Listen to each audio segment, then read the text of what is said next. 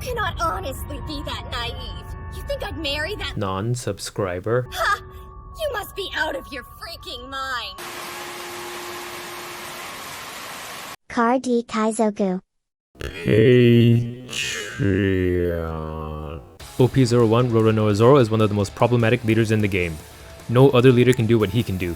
He takes no skill to play and he just has too many tools at his disposal. First off, his leader ability is just free value. You don't lose out on any resources to activate it. You never have to decide between using it or not using it, it's just always available with no trade-off. That sounds so unfair. He can run a deck filled with searchers that can search for other searchers with cards like Curly Dadan. This means his hand size never goes down. He can always find another body to play on board or find any 2k counter in their deck. This is such unfair card advantage. Searchers shouldn't be able to search for other searchers. I'm glad they banned Curly Dadan, as they learned that searching for searchers is a broken mechanic. And worst of all, those searchers can easily become attackers too. Why is a deck able to play out cheap characters and make them strong enough to swing into leaders? Isn't the point of a searcher to find bigger attackers for your later turns more consistently? I shouldn't have to worry about those cheap searchers becoming attackers themselves. And don't even get me started on the removal he has access to. There's Jet Pistol, that can remove one body on board and even on trigger. And then there's Fire Fist that can remove 2 bodies on board and can also remove on trigger. These removal events are just way too efficient at clearing board, and there's nothing you can do to prevent it. There's even cards like Marco that has removal on play and has a big 6k stat line that can attack over 5k leaders. This is especially broken comboed with cards like Gordon that can reduce the stat threshold needed for the removal, meaning he can kill pretty much anything on board when you play him, meanwhile also developing a potent attack threat at the same time. You shouldn't be able to do 2-for-1s like this, where you can both kill something and develop an attacker.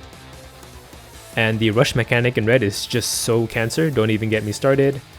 It's the only color that has access to such a BS mechanic and it has 0 counterplay. They can muster up lethal out of nowhere even after you've accounted for all the characters they have currently on board. But it makes sense, red is such a no-brain color that it needs cards like this. What about all that defense too? Why is a deck that can attack so much able to defend itself just as well? He can constantly swing for 6k and 7k while protecting their own life with radical beams and guard points.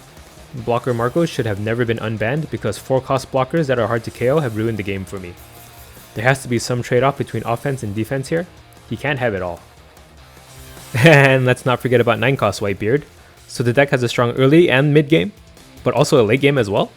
Might as well rename Zoro to Burger King since he can have everything your way. Whitebeard provides you with so much defense on the turn you drop him. He keeps you safe until you can swing with them the turn after. What am I even supposed to do against him? And just look at the tournament results, all these top 8s have so much Zoro in them. If we see this many Zoros, it's not indicative of a healthy meta at all. Because of Zoro, prices of staple basic cards like Gordon and Marco have skyrocketed. Gordon was $26 each at his highest and Marco went for about $10 each. Even the price of starter deck 1 has soared to sky high prices, like $40. One leader shouldn't make basic cards like this so damn expensive. Man, I can't wait for cancerous red decks like Zoro to die, so I can finally play actual skillful decks in other more cool colors like blue-black Sakazuki. Card D Kaizoku.